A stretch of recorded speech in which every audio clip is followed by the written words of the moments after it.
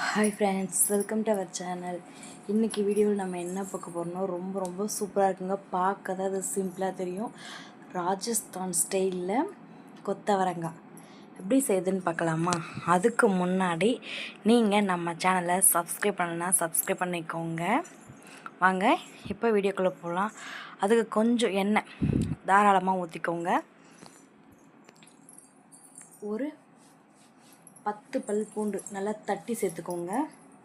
நம்ம வேறு எதுவுமே சேர்க்க போகிறதில்ல, பூண்டு மட்டும் தான் சேர்க்க போகிறோம். நல்லா தட்டி சேர்த்துக்கோங்க. இது நல்லா ஃப்ரை ஆகி வரட்டும். வெயிட் பண்ணுங்கள், ஒரு 2 மினிட்ஸில் அது ஃப்ரை ஆகிடும். நம்ம இதுக்கு எந்த மசாலாவும் சேர்க்க போகிறது இல்லைங்க. சூப்பராக இருக்கும். ஆனால் டேஸ்ட்டு மட்டும் அட்டகாசமாக இருக்கும். இதில் நம்ம கொத்தவரங்காய் பெருசாக கட் பண்ணி சேர்த்துக்கோங்க. சேர்த்து நல்லா மிக்ஸ் பண்ணுங்கள். எந்த அளவுக்கு உங்களால் மிக்ஸ் பண்ண முடியுமோ அந்த அளவுக்கு மிக்ஸ் பண்ணுங்கள். திரும்ப நல்லா எண்ணெயில் ஃப்ரை ஆகணும் அது. இப்போ ஒரு 15 நிமிஷம் மூடி வச்சுக்கலாம். அதுக்காக நீங்கள் மூடி விட்டு தூரம் எங்கேயும் போயிடக்கூடாது. அப்பப்போ எடுத்து மிக்ஸ் பண்ணி விட்டே இருக்கணுங்க. அப்போ தான் கரெக்டாக இருக்கும். இல்லைன்னா அடி பிடிச்சிருச்சுன்னா எதுவும் செய்ய முடியாது. அதனால் அப்பப்போ ஒரு 5 மினிட்ஸ்க்கு ஒன்ஸ் இல்லைன்னா 3 மினிட்ஸ்க்கு ஒன்ஸ் பார்த்திங்கன்னா எடுத்து கிளறி விட்டே இருங்க. இப்போ பார்த்திங்கன்னா 15 மினிட்ஸ் ஆகிடுச்சு. வாங்க ஓப்பன் பண்ணி பார்க்கலாம். இப்போ பார்த்திங்கன்னா கொத்தவரங்காய் நல்லா வெந்து வந்திருக்கு. இப்போ நாம் இது கொஞ்சமாக மசாலா சேர்க்க போகிறோம். மசாலா நீங்கள் நிறையலாம் இல்லைங்க.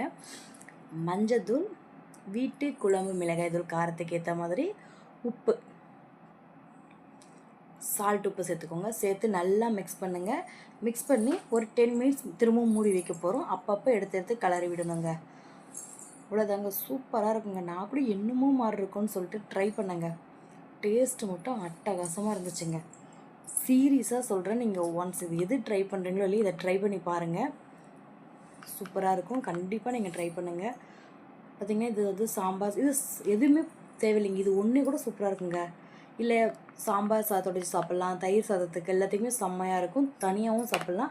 இது பார்த்திங்கன்னா செம்மையாக இருக்கும். அப்போ மூடி போட்டு ஒரு 10 மினிட்ஸ் விடலாம். எல்லாம் ஒட்டு சேர்த்துக்கோங்க. அப்போ தான் பார்த்திங்கன்னா நல்லா வேகும். அதனால தான் நான் ஒன்று சேர்த்துட்டு மூடி விடுறோம். நீங்கள் 10 மினிட்ஸ் அப்படியே விட்டுறாதீங்க. அப்பப்போ ஓப்பன் பண்ணி மிக்ஸ் பண்ணி விட்டே இருங்க. இது மாதிரி அப்பப்போ கிளறி விட்டே இருங்க. அப்போ தான் கரெக்டாக வரும். ஆனால் டேஸ்ட் அட்டகாசமாக இருக்கும். கண்டிப்பாக நீங்கள் எல்லாமே ட்ரை பண்ணி பாருங்கள்.